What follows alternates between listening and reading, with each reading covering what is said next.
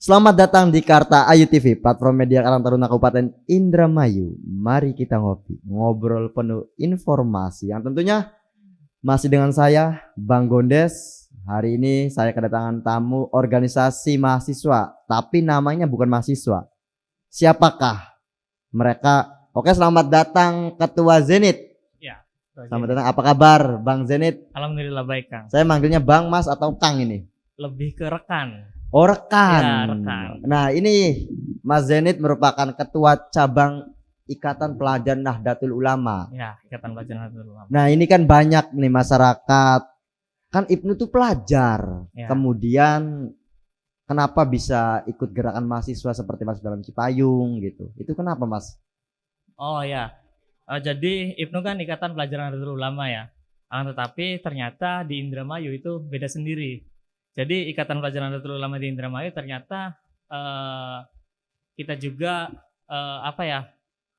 suatu kebanggaan juga bisa berdampingan dengan bisa mengakomodir mahasiswa ya, gitu. bisa berdampingan dengan OKP mahasiswa yang lain. Oh, Salah satunya kita masuk ke Cipayung Plus ya, tuh ya. Cipayung Plus itu. Oke, Ketua Zenit. Oh, rekan Zenit nih. Rekan. Ini Ketua cabang Konversab pas bulan berapa nih, Mas? Pas bulan Juli. Ketua cabang keberapa ada di Indramayu ini? Ketua cabang berapa ya? Dari zamannya siapa nih? Jadi Ibnu di Indramayu itu pada tahun 1959. 1959. Di Indramayu sudah ada. Indramayu sudah ada. Ini tua banget. Iya, karena kalau Ibnu Pusat kan dari tahun 54 ya. Oh, 54. Ternyata di Indramayu juga sudah ada di tahun 59. 59. Ya. Berarti hanya berjarak 5 tahun. 5 tahun. Kemudian Ibnu di Indramayu sudah berdiri. Iya, Ibnu Indramayu sudah berdiri. Berarti udah banyak generasi tentunya ya. Sudah banyak generasi. Sudah banyak generasi. Dan alhamdulillah ada beberapa generasi yang sudah mewarnai Indramayu. Ya. Oh, sudah menjadi tokoh-tokoh di Indramayu itu, ya kan, baik dalam akademisi, orang gerakan maupun yang lainnya. Oke, rekan Zenit, ini aku penasaran loh ketika bicara Ibnu ya sama mahasiswa. Ini kan Ibnu kan notabene kan pelajar. Nah, kalau pelajar kan berarti kan di sekolah-sekolah. Itu kalau yang di mahasiswa apa namanya tuh pengurusnya tuh? Nah, kalau di mahasiswa itu di Ibnu ada yang namanya PKPT. PKPT. Dulu itu ada namanya PKPT, cuman di kongres yang kemarin itu ternyata sudah dihapus. Bukan dihapus, lebih diganti nama. Oh, ganti nama. Ya, hanya sekedar PK, pimpinan komisariat. Oh, pimpinan komisariat. Dulu kan PKPT kan pimpinan komisariat perguruan tinggi. Berarti kan? yang ada di kampus. Ya. Kalau rekan Zenit sendiri dari kampus mana ini? Kalau saya itu dari Institut Pangeran Dharma Kusuma atau biasa familiar Kampus Putih. Oh. Ya, Kampus Putih. Ini Kampus Putih. Ternyata berarti susunan kepengurusan Ibnu itu dari pengurus pusat, ya, pengurus wilayah, terus pengurus cabang, terus ada namanya PAC tuh pimpinan anak cabang. Itu biasanya ada di kecamatan. Nah, terus ada juga di PR itu pimpinan ranting di desa. Di desa ada, lalu di PK, dan PK pun ada beberapa, ada yang di sekolah-sekolah, ada yang di perguruan tinggi, dan bahkan ada di pondok pesantren juga. Di sekolah juga ada PK. Ada. Namanya pengurus komisariat. Pengurus komisariat. Oh, kan biasanya ada OSIS di sekolah tuh. Beda lagi itu ini. Biasanya kalau Ibnu itu ada di sekolah-sekolah yang memang bernaungan LP Ma'arif. LP Ma'arif. Ya, lembaga pendidikan Ma'arif. Oh, Ma'arif yang di mana itu biasanya ya sekolah-sekolah NU. Berarti Ibnu ini anak kandung NU dong. Betul. Dan mungkin sangat disayangi oleh NU. Sangat disayangi oleh NU. Karena memang Ibnu juga ya anak bontotnya NU. Anak bontotnya NU. Anak bontotnya NU. Berarti enak dong kita kalau jadi anak kesayangan itu segala hal sesuatunya pasti dipenuhi dong. Alhamdulillah. Ya kan, pasti dipenuhi kan. Alhamdulillah dipenuhi. Ternyata, nah kalau kita lihat ya, kalau organisasi saya yang dari PMI ini, ya, saya kan hanya pengurus dari pengurus pusat, koordinator cabang, pengurus provinsi, kemudian ada pengurus cabang, ada pengurus komisariat dan rayon. Hana sikup di perguruan tinggi. Nah, ini dari anak cabang ya PAC sama ranting. Ini kan ke desa-desa. Itu berapa kalau boleh tahu jumlah anggotanya itu Ibnu? Kalau anggota kita berbicara tentang kecamatannya dulu ya. Kecamatan dulu. Dari 31 kecamatan di Indramayu, alhamdulillah Ibnu itu sudah ada 29 kecamatan, tapi ada beberapa kecamatan yang memang mungkin sedang sakit perut. Oh, Kalau iya. ada sedang sakit perut tuh ya ada di kecamatannya, tapi secara administrasi tidak ada. Itu secara SK dan lain sebagainya. Nah, kalau yang SKK-nya itu dari pengurus cabang atau dari mana itu? Kalau PAC itu dari pengurus cabang. Pengurus cabang. Ya, dari pengurus. Berarti sampean menaungi 29 kecamatan itu. 29 kecamatan. Nah, belum yang rantingnya ini. Ada berapa? 317 desa itu. Ranting kita baru ada 5 atau 4 ya. Tapi karena memang pengurusan baru. Tapi gemuk juga sih kalau ya belum kalau kita ngitung di pengurus kecamatan, pengurus komisariatnya ya kan, apalagi kan ada pengurus komisariat di lembaga pendidikan, sekolah-sekolah. Ada. Ini gimana manajemennya, anggota banyak. Kira-kira kalau boleh tahu berapa jumlah anggotanya? Kita kalau di kepengurusan baru kita terhitung dari bulan Juli sampai sekarang itu sudah di angka 1000-an. Angka 1000-an untuk anggota ya. Untuk anggota 1000 sampai 2000 lah. Nah, kalau kadernya sendiri ada berapa kadernya? Kader bisa dibilang ratusan. Cuman mungkin ya namanya juga suatu organisasi ya. Ada yang memang ada yang itu tergerus oleh alam, seleksi alam. Nah, ini Mas Zenit, saya rekan Zenit ya, rekan saya penasaran nih, ketika ada anggota dan kader, maka proses kaderisasinya seperti apa di dalam IPNU nih? Nah, jadi di kaderisasi IPNU itu yang pertama ada Makesta. Nah, Makesta itu adalah masa kesehatan anggota. Jadi di Makesta ini adalah syarat dan ketentuan anak-anak ini sah menjadi anggota IPNU. Untuk usianya ada batasan nggak tuh untuk menjadi anggota? Dari 13 tahun sampai ke 24 tahun. Kalau kemarin itu 27. Cuman kemarin 27. Nah, ini kan 24 tahun kan masih jadi pelajar atau itu kan bukan pelajar lagi 27 tahun tuh. Nah, di kongres yang kemarin itu diturunkan 24. Berarti usia mahasiswa lah. Ya, usia mahasiswa. Tapi kalau misalnya di ranting di desa ini pelajar 24 tahun itu sekolahnya sekolah apa ya? Biasanya kita tapi kalau di ranting itu biasanya teman-teman Irmas, teman-teman majelis. Nah, kita juga menaungi itu. Menaungi itu. Dari desa-desa gitu ya. Nah, ini saya lebih tertarik karena kan cabang ini dari mahasiswa ya kan, bukan daripada pelajar ataupun siswa-siswa di SMA atau di Ma'arif lah. Nah, ini ketika kita berbicara IPNU, Ikatan Pelajar Nahdlatul Ulama, anak kandung NU tentunya. Saya tuh pernah dengar berita NU nih pernah demo IPNU nih pernah demo PCNU, itu bener enggak? Itu bener enggak itu? Enggak benar. Enggak benar. Yang sebenarnya seperti apa itu? Soalnya sempat ramai loh. Kalau nggak salah zamannya tuh Mamai ya. Oh, tuh Mamai. Iya, sempat ramai padahal. Jadi di Tum Amai itu bukan demo NU, akan tetapi ketika itu kronologinya ada ya bupati yang kemarin itu. Iya, yang kemarin. Bupati yang kemarin itu ada diksi yang memang kontroversial bahwa ketua NU ataupun Bapak Kiai Haji Juhadi itu provokator katanya kan. Hingga akhirnya teman-teman IPNU ataupun rekan-rekan IPNU kurang menerima lah adanya diksi seperti itu kan. Hingga akhirnya rekan Amai itu ya melakukan audiensi silaturahmi lah. Audiensi untuk mereda gitu ya. Untuk mereda atau menahan isu-isu yang negatif di dalam tubuh NU PCNU ya. Maksudnya kita juga nggak terima seorang santri yang memang kiainya itu dicap provokator, dicap seperti aja lah, nggak terima masa seorang. Benar. Apalagi kita seorang santri kan.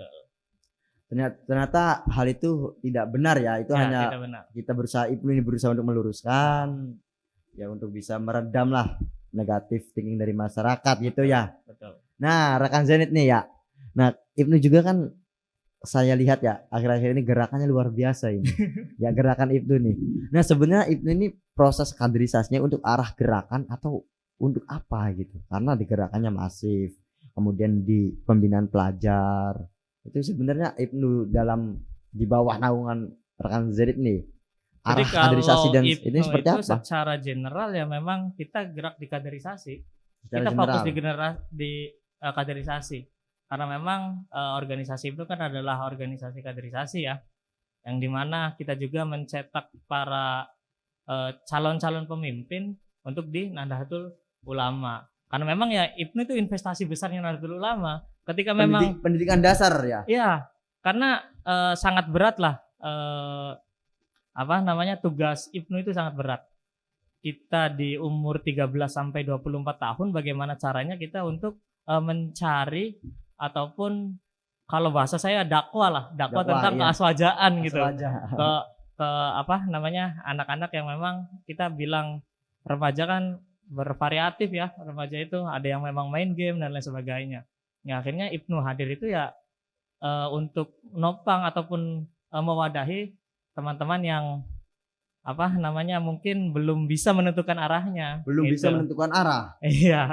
Berarti hadirnya itu ini untuk menaungi atau mewadahi para pelajar remaja lah lebih tepatnya remaja. Nah ini selain daripada kaderisasi untuk menyiapkan kader-kader di kepengurusan regenerasi di tubuh Nahdlatul Ulama, IPNU kan aktif di gerakan nih. Ya. Ini apalagi kalau kita lihat kemarin-kemarin ya kan, ini lantang sekali tuh mantan ketua PC IPNU. Ya. Saneknisme tuh ya kan. Rekan Samsul. Nah ini ya rekan Samsul. Ini gimana tuh pandangan Ketua Zenit terhadap gerakan seperti itu? Apakah kemudian munculnya aliansi topi jerami ini adalah gerakan yang didasari daripada rekan-rekan IPNU atau bukan ini? Oh tidak ya. Jadi aliansi topi jerami emang gerakan dari rekan Samsul. Cuman ya mungkin adanya gerakan topi jerami itu bahwa rekan Samsul itu mengajak kepada masyarakat Indramayu bahwa kita tuh harus melek dengan isu-isu daerah, isu-isu yang memang itu tidak pro dengan rakyat gitu. Maka hadirnya topi jerami itu ya sebagian dari ya protek pemerintah itu. Jadi kita sebagai agen of control juga, agen of control itu. Tapi kan kalau pelajar kan tidak boleh tuh ikut aksi, ikut demo. Apa kemudian kader-kader IPNU kan, dibawa gitu? Tapi itu kan posisinya rekan Samsul itu sudah purna. Oh iya, sudah purna. Mantan ketua ya udah. Iya, udah jadi ya ketua. Tidak ada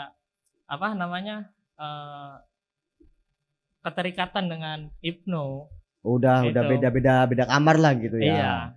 Oke, berarti kan selama ini pandangan masyarakat tuh terhadap aliansi topi jerami adalah IPNU tuh bukan ternyata ya. Bukan. IPNU masih garis lurus dengan Nahdlatul Ulama. Betul. Tentunya. Atau agak melenceng ini? Masih lurus. Tetap. Samina watona sama Kiai ya benar sekali ini. Oke, emang ketika tadi belum diulas proses kaderisasi dan keanggotaannya seperti apa untuk bisa menjadi pengurus IPNU gitu. Nah, itu kan ada ya namanya Makesta, hingga akhirnya outputnya adalah menjadi anggota secara resmi. Nah, nanti setelah Makesta itu ada jenjang yang kedua, yaitu namanya Lakmud. Lakmud itu latihan kader muda. Nah, itu baru tuh pencetak kader itu di situ. Udah dikatakan kader ketika udah Lakmud. Udah Lakmud. Terus selanjutnya ada yang namanya Lakut, latihan kader utama. Kader utama. Terus ada latihan instruktur. 1, 2, 3, 4, 5. Terus ada lagi Latinnas sama Laknas, latihan kader nasional. Udah itu ya, udah mentok gitu udah mentok gitu. Berarti ini prosesnya cukup lumayan rumit juga ya. Dari Makasta kemudian Lakmud, Laknut ya, Latin. Nah, kalau misalkan dari cabang Indramayu sendiri nih, sudah mengadakan kegiatan apa selama di kepemimpinan rekan Zenit? Karena memang kita melihat ya di 2017 dan 2000 sampai 2019 itu ternyata kita kan digemparkan oleh paham-paham radikalisme ya. Iya.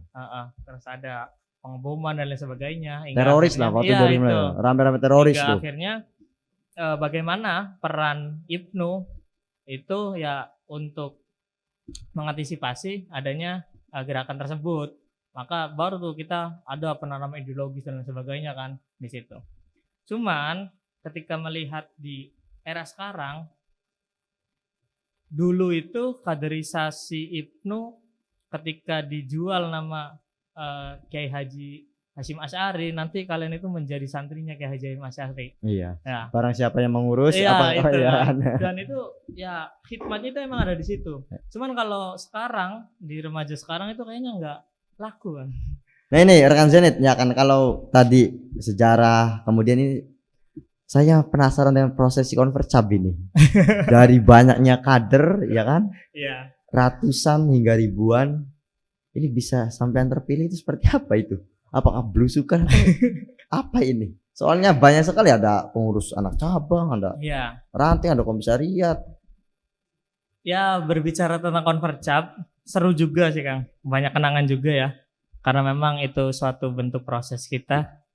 Di Konvercab itu kita itu ada 3 sebenarnya calon tuh. Awal tuh.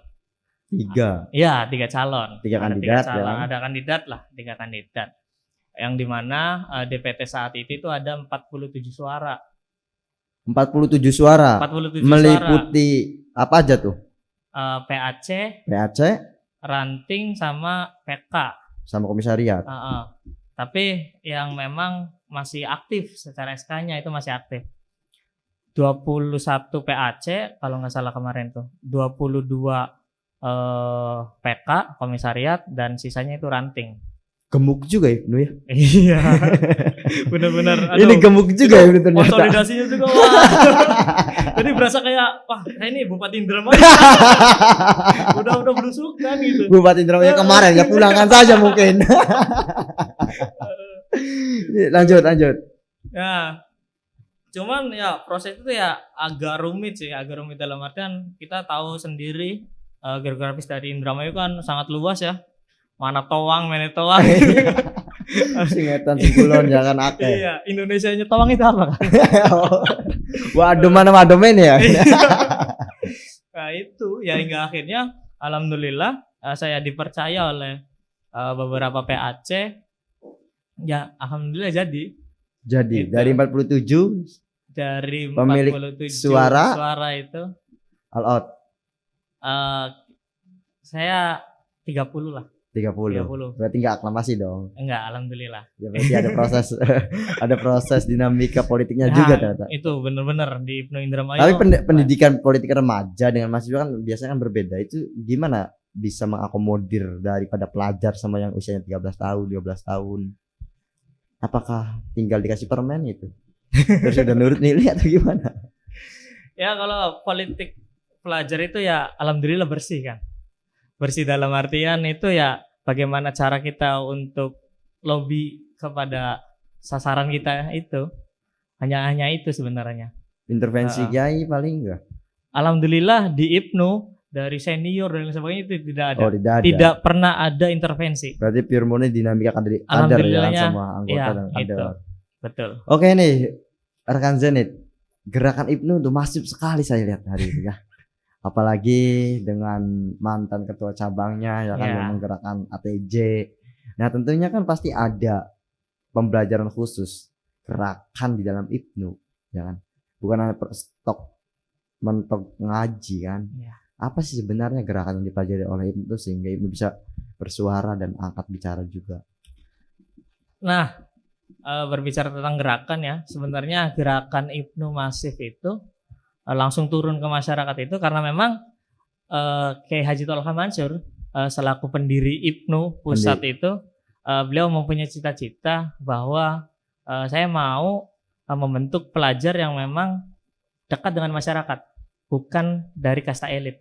Itu yang pertama. Hingga akhirnya diambillah kutipan kata itu diimplementasikan di Indramayu. Itu salah satu pelapornya adalah Ketua Rizky Fajareja, yaitu biasa yang dipanggil rekan Amai. Iya. Nah itu baru tuh IPNU Indramayu mulai mengadvokasi petani dan lain sebagainya. Sampai masuk Cipayung tuh ya. Iya. Sampai masuk Cipayung itu. Enggak ada Cipayung Plus tuh ya. Saya pun kaget kan. Iya. Kok ada Cipayung Plus?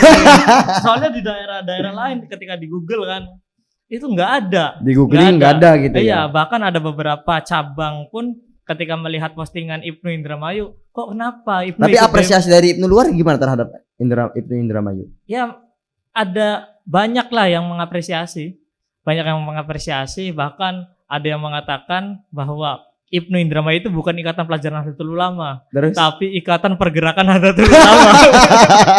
Ya, itu boleh ada. Juga nih dia. Itu ada tuh cabang sebelah itu ada.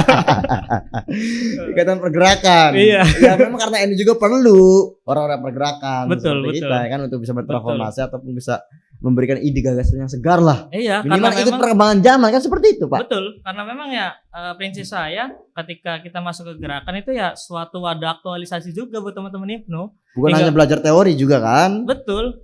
Hingga akhirnya ketika mereka lulus SMA ataupun ada yang masih terbilang masih SMA juga gitu kan, mereka melek ataupun paham isi-isi daerah itu seperti ini loh. Karena kita juga sering kan dikaji dan lain sebagainya. Apalagi rekan Amai dan rekan Samsul itu senior saya yang 2 itu ya benar-benar menekankan bahwa ini cita-cita IPNU. Silahkan ayo teman-teman kaji. Ini benar-benar untuk mengakomodir konsolidasi pelajarnya itu. Kan pelajar nggak boleh ya paling kita nggak ngambil langsung di sekolah-sekolahan enggak.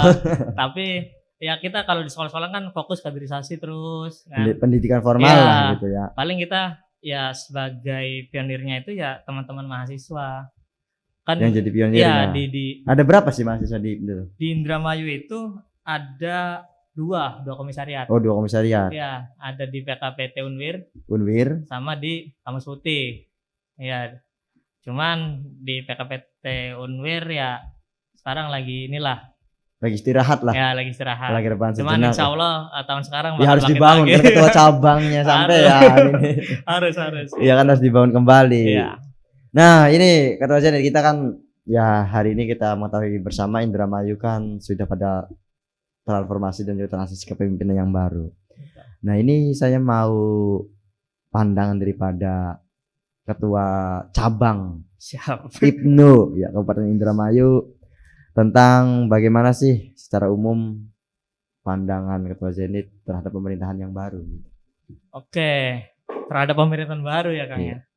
Melihat dari Bupati kita kan alhamdulillah masih muda ya.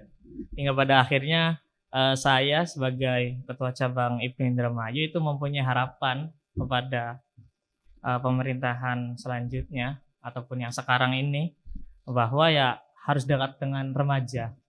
Banyak sekali potensi-potensi yang sebenarnya bisa digali di Indramayu ataupun remaja-remajanya itu, tetapi saya sebagai remaja juga kadang bingung kita arahnya kemana nih, karena nggak ada yang rangkul dari atasnya. Dinas Pemuda Pariwisata dan Olahraga ataupun akses informasi. Aksesnya itu menurut saya kurang lah di Indramayu itu.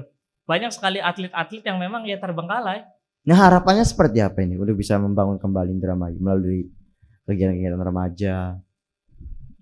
Ya karena memang ya melihat ya sampai tahu sendiri bagaimana di Indramayu itu kan kemarin itu ada yang mengatakan bahwa ada yang namanya RCTI dan lain sebagainya, hingga akhirnya Indramayu kan terkenal dengan stigmanya yang kurang baik lah. Yang kurang baik menurut saya. Hingga akhirnya hadirnya itu ya oke lah kita ayo kelola kembali. Bagaimana nih proses remaja? Apa ini maunya remaja gitu kan? Kita menjadi wadah di situ. Berarti dapat disimpulkan arah ketika pengurusan rekan Zenit ini ke menangani kenakalan remaja berarti seperti itu. Iya, karena memang ya melihat dari kisah saya tadi yang saya karena sempat nakal juga ya. Iya betul. Itu saya nggak mau ada Zenit yang lain gitu. Itu ataupun ya tadi yang RCTI itu bahwa ketika remaja-remaja perempuan di Indramayu itu sudah lulus dari SMA-nya, hingga akhirnya ya jangan sampai ada pernikahan dini dan lain sebagainya. Nah, IPNU Indramayu ya bisa dijadikan wadah itu. Bisa dijadikan wadah. Kita giring teman-teman ayolah ke hal positif gitu. Nah, seandainya ada Bupati Indramayu di depan, apa yang ingin Anda sampaikan mewakili Ikatan Pelajar Nahdlatul Ulama? Ya kepada Bapak Bupati mungkin harapan saya tadi, ayo kita bangun kembali Indramayu, bahwa anak muda juga harus ikut berperan, maka ya dari pemerintahan daerahnya juga harus merangkul. harus terlangkul berperan, harus seluruhnya harus bergerak lah ya. Betul, untuk bisa membangun Indramayu. Tadi Subhanul Yaum Rizalul Ghot. Bahwasanya ya kita itu adalah pemimpin masa depan. Berarti nanti ini selaras dengan visi dan misi Luki Hakim Saifuddin beberes bermain bebarengan. Iya. Koreang. Oke kawan-kawan Kartayu TV, tidak terasa perjumpaan dan ngobrol dengan Ketua Cabang Ikatan Nahdlatul Ulama Kabupaten Indramayu, rekan Zenit, yang tentunya di IPNU juga ada yang namanya Ikatan Pelajar Perempuan Nahdlatul Ulama. Putri. Ikatan Pelajar Putri. Iya. Ikatan Pelajar Putri Nahdlatul Ulama. Yang tentunya pergerakannya juga harus kita kupas. Lanjut di prat berikutnya. Terima kasih Kak Janet sudah bergabung di Kartayu TV.